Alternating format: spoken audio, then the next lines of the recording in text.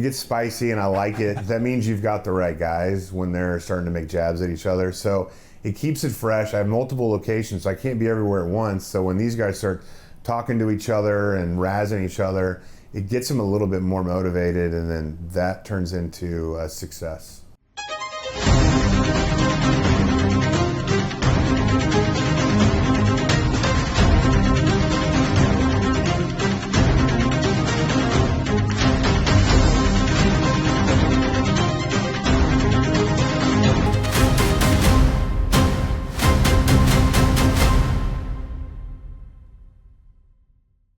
Welcome back to another episode of Untapped with UpSmith. We're really excited to be joined by Shawn Ferguson, who is a great partner for us and an entrepreneur here in North Texas, building chains of quick service auto-lube locations. They're doing oil changes, they're doing brake flushes, they're helping make people's cars safe and ready to operate. Mm-hmm.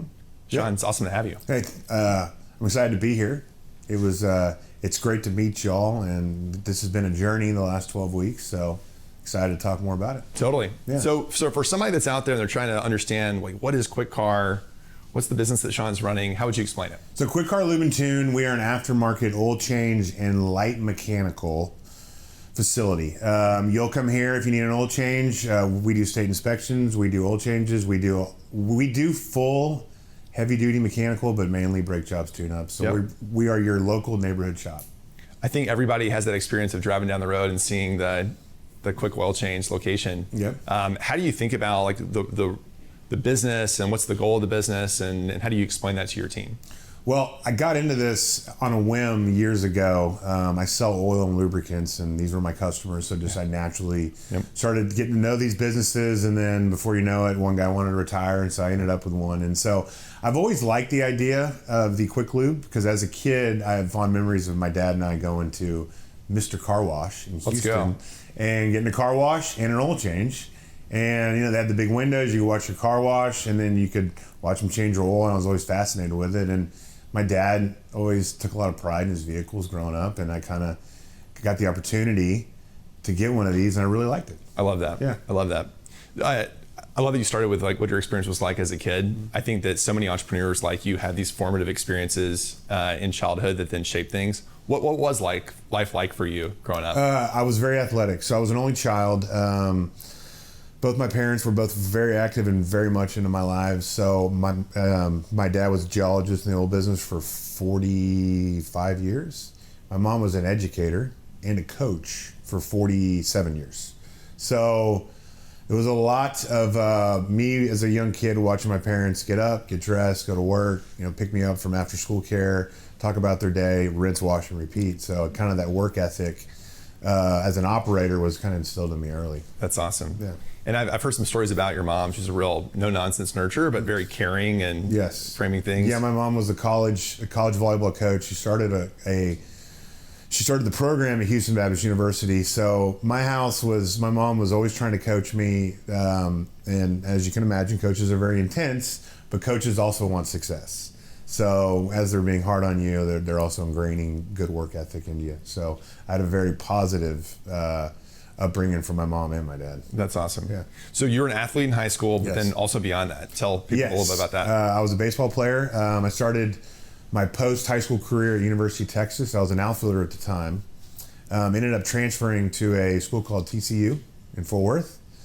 Played there 2 years, ended up becoming a pitcher, was drafted by the Milwaukee Brewers in the 9th round in 2006, played in an organization for 3 years, and then decided to hang it up. I was 26, about to get married that December, and thought, hey, it's time to go get a real job. There you go. Yeah. Well, the culture of winning that one learns as a professional athlete translates, I think, well into being an entrepreneur. So as you started in this business, how did you think about performance culture? What were the sort of goals you had? What were the expectations you set out for the team that you're leading? Well, so early on, it was about me learning the business. What are the key metrics that are really going to propel my business forward? And so for me, our average ticket is a big driver. And that's something that we look at as number of oil changes per day and our average ticket. So in order to increase that, I looked at the new car dealerships. What are the manufacturers recommending on their vehicles? Yep. A lot of that is services, and since it's being manufactured by the OEM, we want to make sure that we have those available here at our shop, and those are also higher margin services. So it's very beneficial for our guys to move those services, and also a lot of my commission structure is based around those. So that's kind of how we got there. And for those that are not as familiar with how these businesses operate, when you say average ticket, you're talking about the revenue that is generated by one transaction. Correct. And for people just getting a range, like what is a basket like in this business? How much money?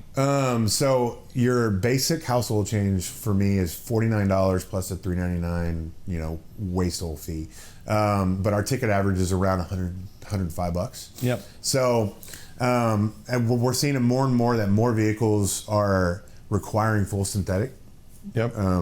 So that takes the starting price from $50 to almost $90. And so then anything on top of that is going to increase the average. So guys are always looking at, is it time for a brake flush, a power steering flush? And that's all, there's a few things that we look at. The mileage of the vehicle, the condition of the fluid, and the color of the fluid. So we'll look at all those factors, and then that's when we make our recommendations. And those are the services that we want to make sure that we're trying to move because it's being recommended by the manufacturer. Yeah. I think the other element to this is when someone brings their car in, they may not have a ton of expertise themselves. Correct. What the car needs. And so they're looking at your teammate as the expert. And they're wanting that person to kind of give them the lay of the land, establish trust really quickly, Sure. and then help explain, look, this is the recommended services. You got to consider this. Given that your average ticket is $110 and the price of an oil change with the basic level is $50, tells me that like a lot of people are listening and they're saying this is a service that would help me today.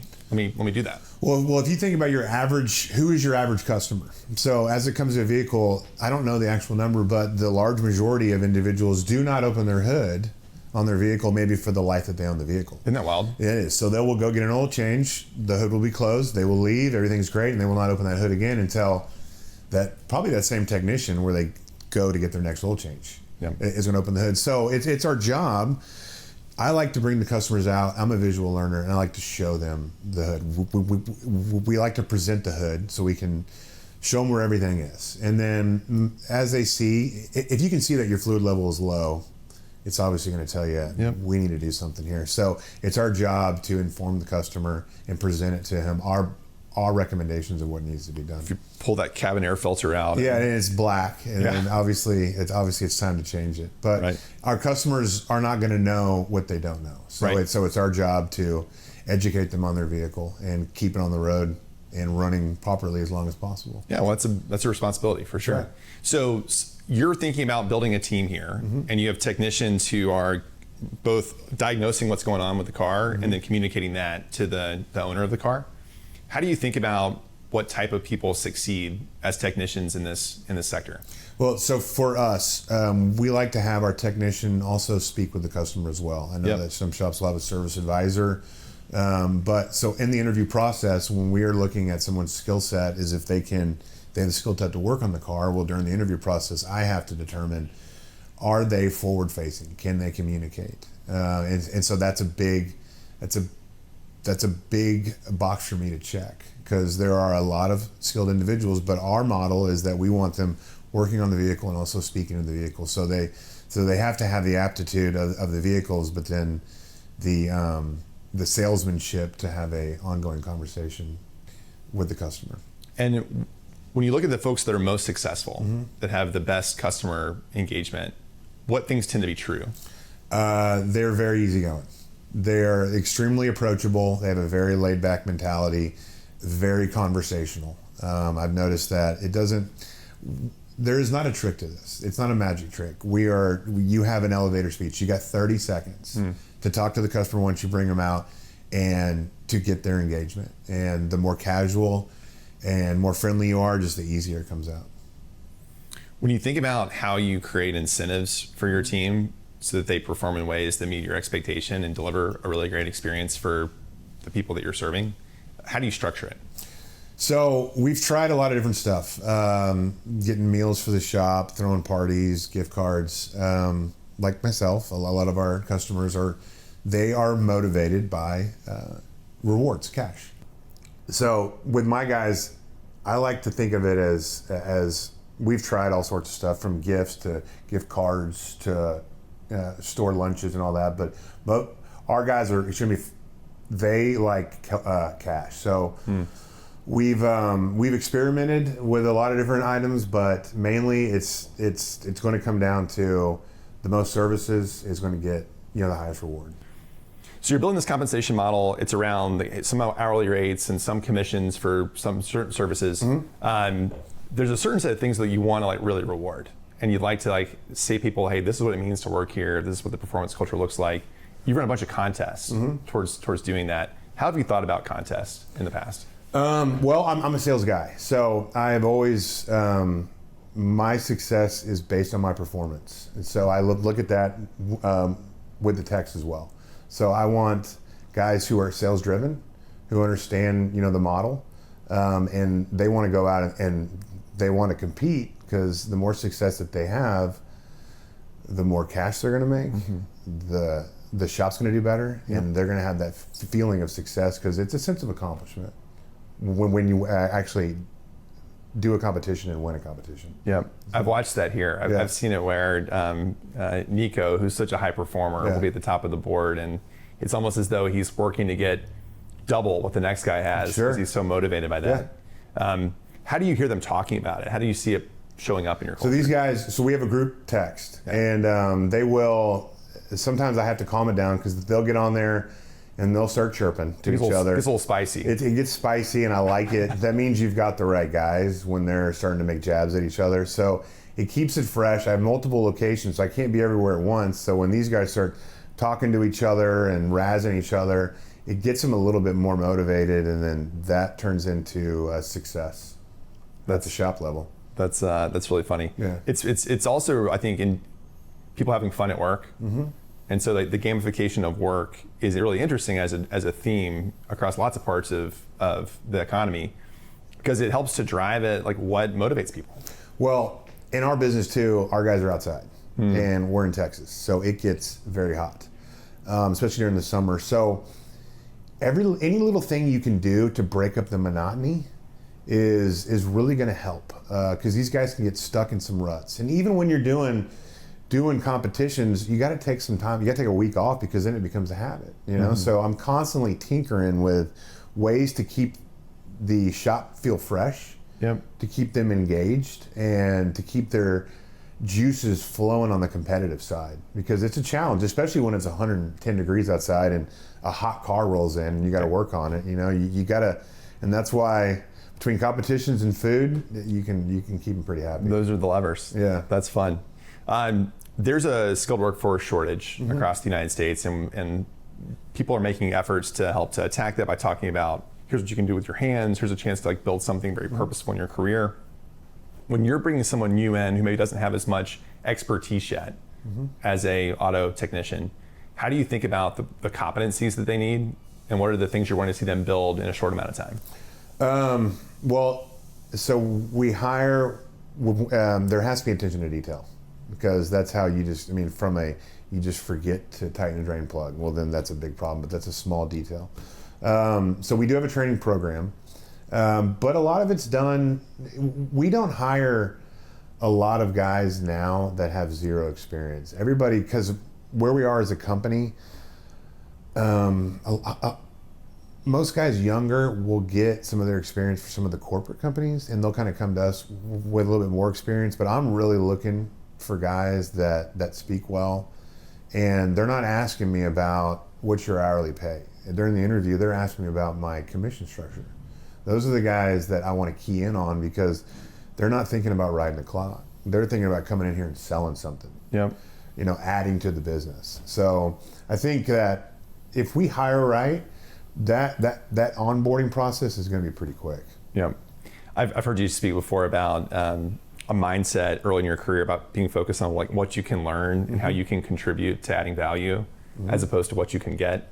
And I think that's a really simple way to frame it, but it's such great advice for a young person starting out. Yes, and so what we're doing, we're trying to add value, because you can get your oil change at a lot of places. You can throw a rock, and most people won't drive more than 2 miles to get their oil change. So there's a lot of options. So you have to differentiate yourself as the best option. So what value can you give the customer that's going to get them to say, I had a great experience, I want to come back. So when we have these competitions, well, these are sales-driven competitions, which equals quality customer service. Because my guys are going above and beyond to explain to the customer any issue they might have with their vehicle, what's good about their vehicle, what they kind of see about their vehicle. So that's how we're creating the value. By these competitions are allowing us to create value to our customer to ensure that they keep coming back. I think thinking through loyalty from customers and helping drive an awesome experience so that they come back and they tell their friends to come also is such a powerful way to grow 100%. a business like this. Yes.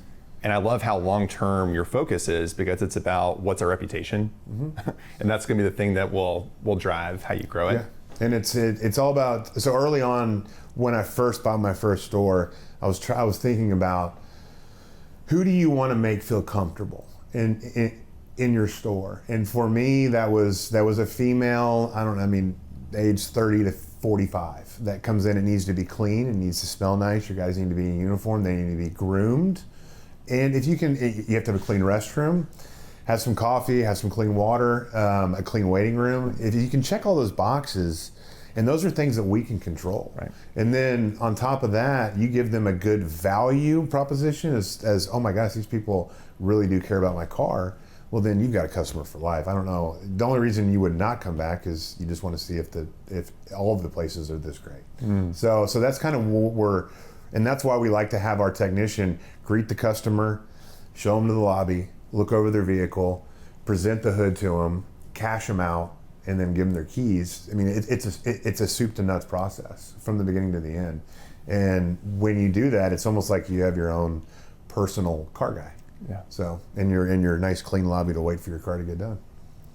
And to have someone who maybe isn't comfortable opening the hood of their car, they're going to go back to that personal car guy. Absolutely. And ask that person for advice on the next thing. And we get calls from our current customers all the time, just asking about stuff on their vehicle, a light that came on, just because they trust us, and that's what you want. Yep. You know. So, and that's why I also go back to the sales guys that are the most calm and approachable are the guys that sell the most, because I read a stat, I don't even know where I read this, and hopefully it's true, but the number one most stressful retail experience is going to the dentist. The second one is going to get your oil change. So we're already behind the 8 ball, because people are thinking, oh, I gotta get my oil change again. So we've really got to work extra hard just to make it a smooth process for them, a process to where they don't just go, I'm glad that's over. Process going, man, all right, so got my sticker, I'll see you guys in 3,000 miles.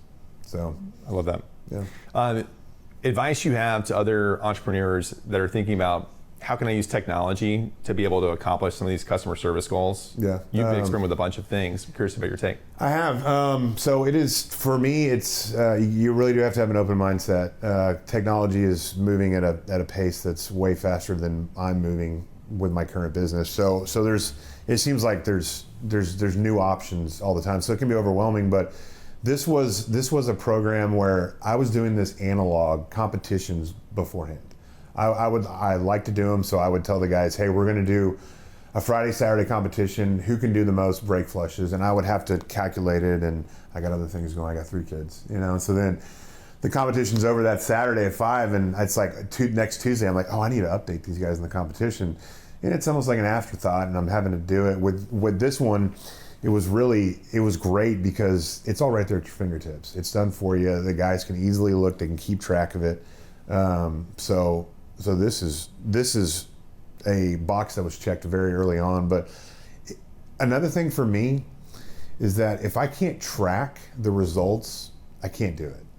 There was one product I was using this a few years ago, and there was an extra step that we had to do, and I couldn't guarantee that it was going to be done every time.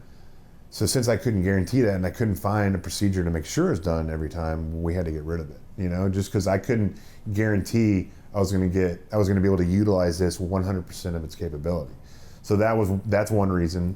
But for me, open-mindedness is the biggest thing, because there's a lot of technology, and And I've noticed that the best tools, you don't have to force them to work in your business.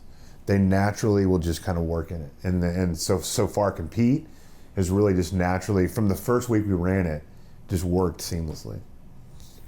A lot of stuff's coming at you and you're assessing, do I put time against this or figuring it out as a new technology product? What leads the ones that work to click? Mm-hmm. Is it what you just alluded to around you don't have to force it, you don't have to do a whole lot of work? You don't have to force it, and like I said, you can track every piece of it.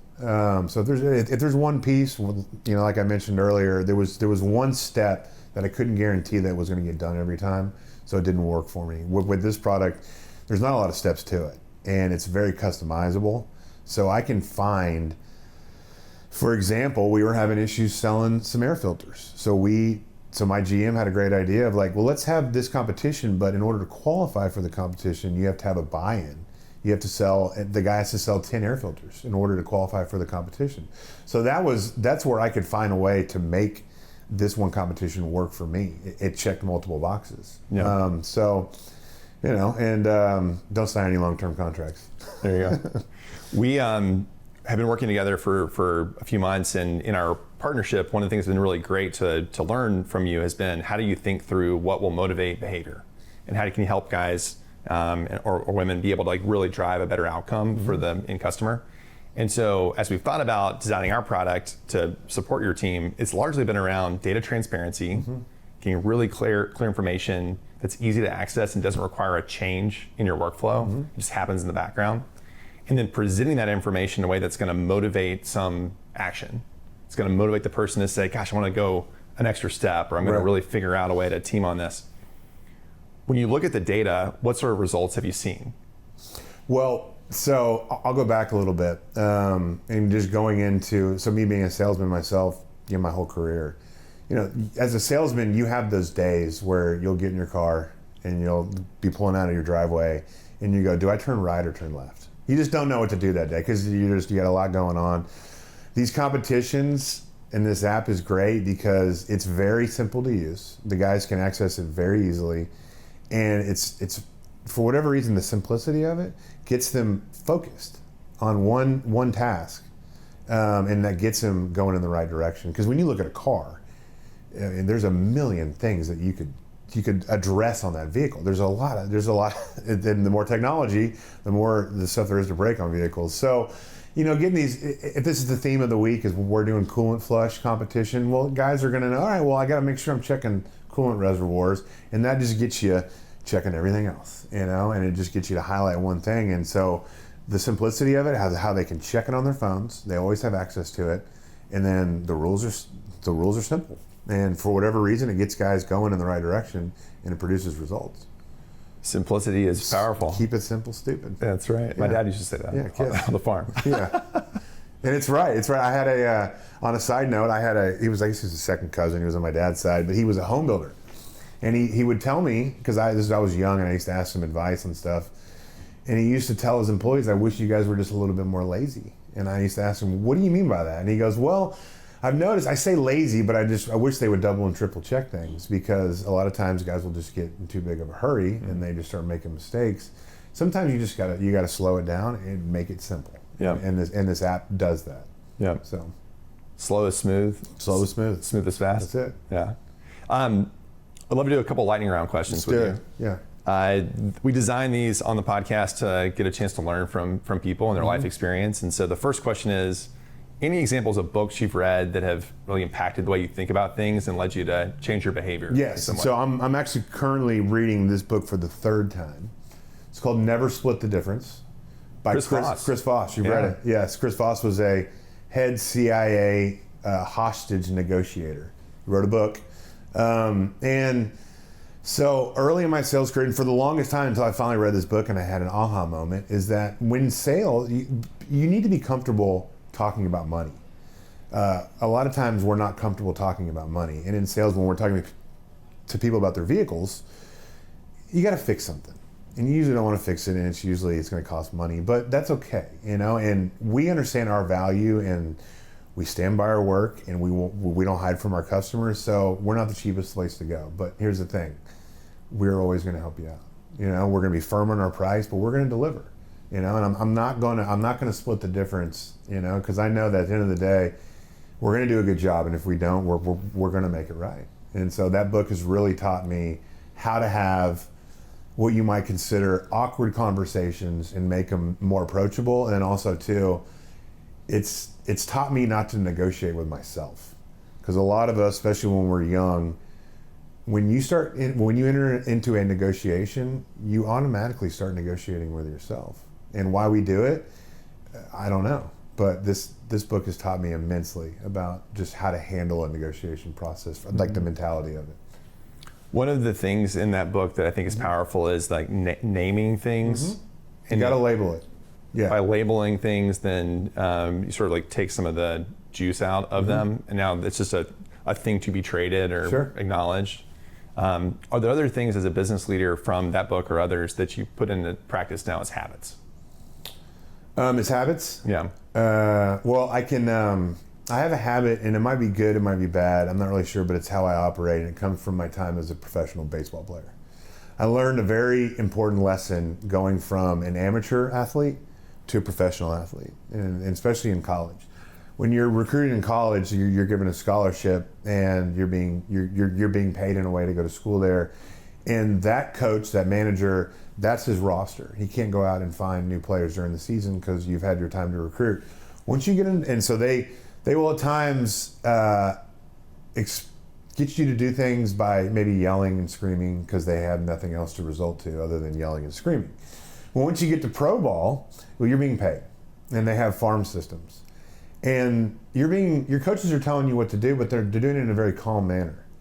And I'm wondering why no one's getting upset ever from a manager standpoint.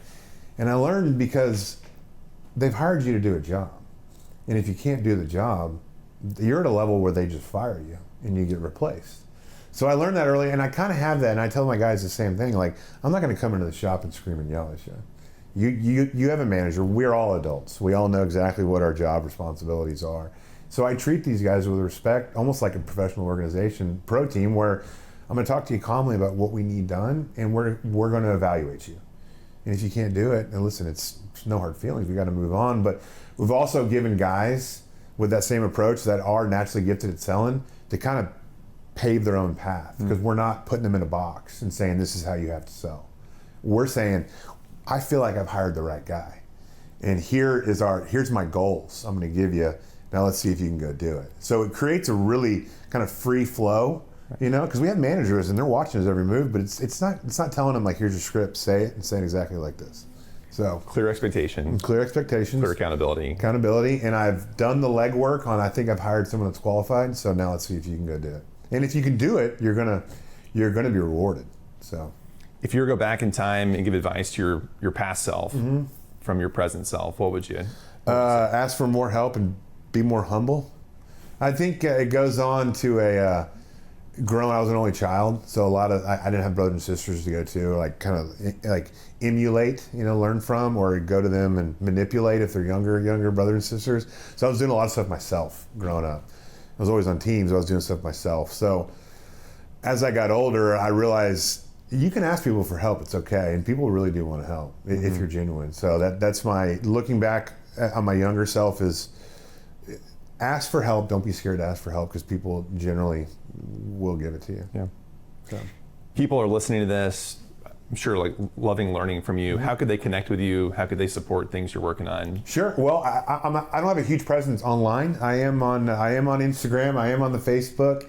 You can Google search me and look up my old unimpressive stats. And so you can find me on the internet. Listen, if you really. If someone really needs to get a hold of me, you can insert my email at the end of this. Sure, we'll do it. Shawn, we were really honored to be your partner. Absolutely. What we're building. Thank you for coming on Untapped with UpSmith. We're excited for the big chapters that are ahead still, and the culture you're building here at Kwik Kar, but also across other interests and efforts that you have is really inspiring. Appreciate it. Thank you, guys. We'll see you next time on Absolutely. Untapped with UpSmith. Yep. Thank you all.